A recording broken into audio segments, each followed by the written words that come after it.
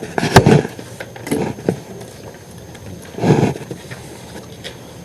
can I hear everybody's name? Let me start recording. Franco Nunez. It's Frank or Franco. Franco? Yeah. Franco. Franco.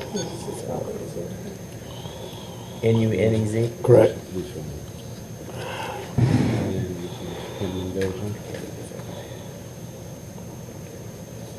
Okay, now, these are actually corporate officers for, and we're assisting me today also.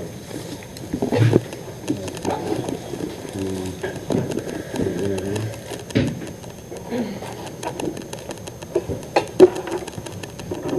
Good morning. Good morning. First, I just wanted to explain and get a chance to actually introduce myself, as we never spoke, except briefly at the booking. My name is Dino Mendoza, and I am a USA Patriot police officer, and I do have my authority through my commission in Albuquerque, New Mexico, as well as now here in Arizona through our corporation. Now, I wanted to make certain that you understood that. I'm not sure I do. Are you saying that you're a law enforcement officer? No, what I'm saying, I'm a constitutional law enforcement officer, which is a little bit different. We have a corporation registered both in New Mexico, D.C., Maine, as well as here in Arizona. And our corporation has a purpose, and that purpose is to enforce the Constitution in both Arizona as well as the federal Constitution.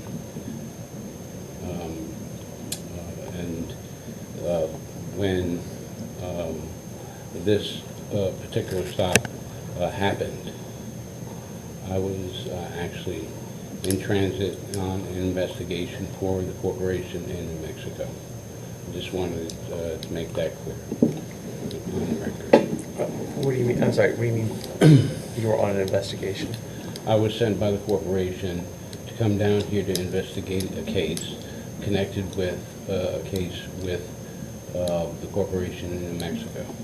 As a law enforcement officer? As a constitutional law enforcement officer, as a USA commission, as well as my oath of office, registered in the county in Albuquerque. Okay. Now, some of my questions have to do with just, because I'm not really certain as to how Chandler operates in Maricopa County or in Arizona. In fact, in my investigations, I found that a lot of the officers are AZ Post certified, which some of my questions are going to be addressing. Now, I'm just going to read these to you, and you can choose to use yes or no, or if you have any type of extended answer that would also clarify the question. Okay, so first question I have is, do you have an oath of office? Yes. Okay. Is it a loyalty oath, or is it a state oath? It is an oath of office. Okay. So as far as your terms, I'm not sure what your terms mean. Public official. What's the definition of a public official? Is that a question you're Yes. asking me? Okay. I don't have the definitions in front of me. Well, under your oath, what are you sworn to? I don't have the oath in front of me either. Would you like that? I can get that. Well, I do have a copy, but Oh, can I take a look? I'm just, what I'm looking at is what you're aware of without having to look at anything. These are just questions as to your knowledge. Are you a veteran? I am. Okay. And you had taken an oath then? Correct. Okay. Now, what would you call that oath? That is a covenant oath. Okay. Okay. That oath actually is distinctive because it is lifelong. And it's not 24/7. It's 24/7, 365. So as far as your office is concerned, what office do you occupy? I don't know what that means. Like the office Within the number? office, it states what office when you take the oath, the office of. What office do you occupy? I don't think it's that specific on the oath. Do you have it? You said you have it. I can take a look at it. Do you have, can you bring up that email?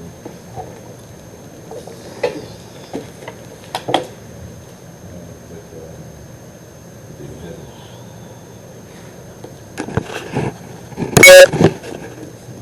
Yeah.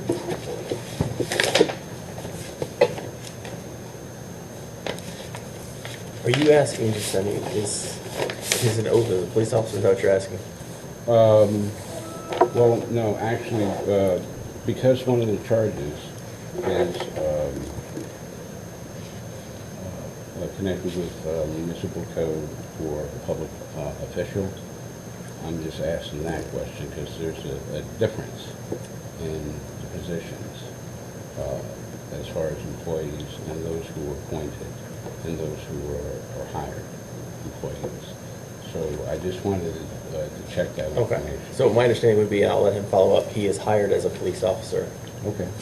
correct, by the Chandler Police Department? Correct. Yes.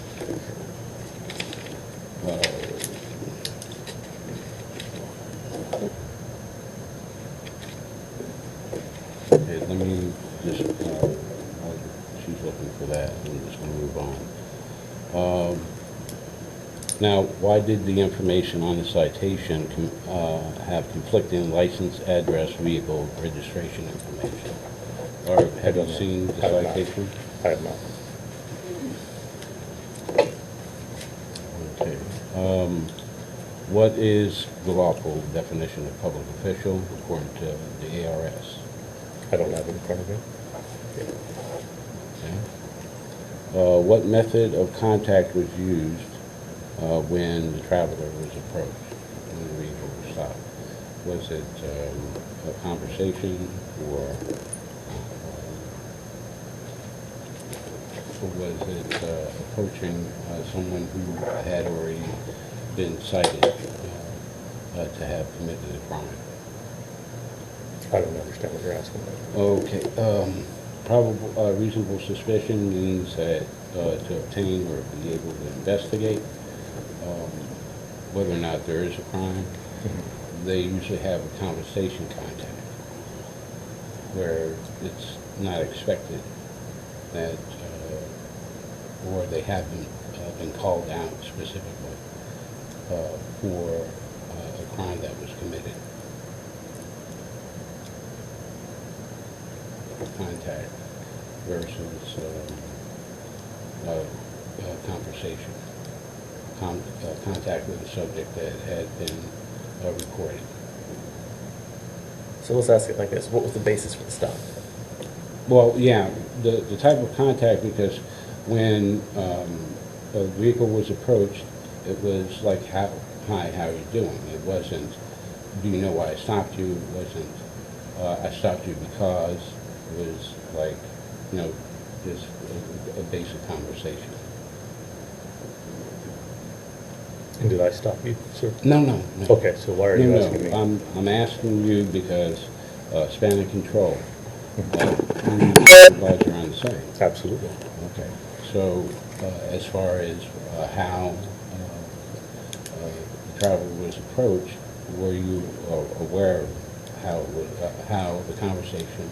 No, I have no idea how that conversation was initiated with you. Okay. Now, as to, was the stop based upon, you know, a lawful authority? Absolutely. Was it reasonable suspicion to stop you? Yes. Okay, and yeah, actually, what Was there evidence of a crime? No. Now, as far as your terms, I have no idea what you're trying to refer to, but we had reasonable suspicion to make a traffic stop. So I am aware of that as far as my role as a supervisor. Okay, so what was the reasonable suspicion? What articulable code or law was it? Articulable code or law? Yes. Okay, so based under the reasonable suspicion, there was a caller who gave a description of a vehicle at a specific place and time that your vehicle was contacted. So it was reasonable to stop the vehicle based upon that location, the timing, and the vehicle description. Okay, so it was chatter on the police radio of a description. Can you explain chatter? In other words, there was something being stated over the radio as far as someone reporting or calling in on a disturbance. In other words, there wasn't a call directly to, say, yourself or Mr. Purcell or Mr. Sullivan. It was something that was overheard, and you had more or less spotted the vehicle that was being spoken about on the radio. Yeah, I think we're kind of clouding. As far as our communication system works, it was a broadcast for units in the area, but it was specific to the police of that area. Does that help? Well, was there a documented witness that had reported the rolling domestic on the side of the traffic? Were they on the side of the traffic stop? I don't recall saying anything about a reported domestic. No, rolling domestic. That was actually something that Officer Oh. Sullivan had stated Right. while he was speaking to the passenger. So you already are aware of why we stopped you? No, because when I looked for rolling domestic, I could not find it in the general orders, or I couldn't find it in any code or statute in the county or the state. So I didn't know exactly what a rolling domestic was. Well, is that your question? I can explain that to you. Okay, what is the code or law for a rolling domestic? So rolling domestic is just a common nomenclature. So ever since 9/11, where they had multi-agencies being confused with various codes between different agencies, with fire, with sheriffs, with federal, they're trying to get away from having codes and just have plain speak. So if you need an ambulance, you just ask for an ambulance. So a rolling domestic is our way of explaining that there is a domestic situation of domestic violence, basically a family fight, and saying that it's rolling means that it is mobile. Okay, now, and that was my question. I kind of got the inference from, but what I'm saying is that if a vehicle is moving and people are arguing, that a person who's in another car could report that, Absolutely. and there's an actual code for that? Yes. And a violation? Potentially, yes. We definitely have cause to stop. Whether or not there's enough to make an arrest, that's what the investigation is for. Well, because I'm looking for the documented code for it. In other words, they have domestic violence codes. Domestic violence is more of an umbrella. It dictates the relationships here in Arizona between the people. But as far as the actual violations, there's a multitude, several enumerated statutes that deal. The one specifically to like a disorder would be under the public order offenses, disorderly conduct, fighting. And then domestic violence is the classification of the two people that are involved in the altercation. Now, this is off topic of the actual question. And Well, the let's only, I'm just looking stay for on topic. clarification here. The clarification is that a rolling domestic does have a code. No, that's not what he said. What he's saying is, I'm saying rolling domestic as it was stated. a rolling domestic, what he's trying to say is a term, not a crime. So crimes can be ARS 13, 1203, A1, A3, A2, those are all types of assaults. It can be a disorderly conduct, which is ARS 132904, A1, A2. Now 133601 makes a classification for domestic violence offenses. So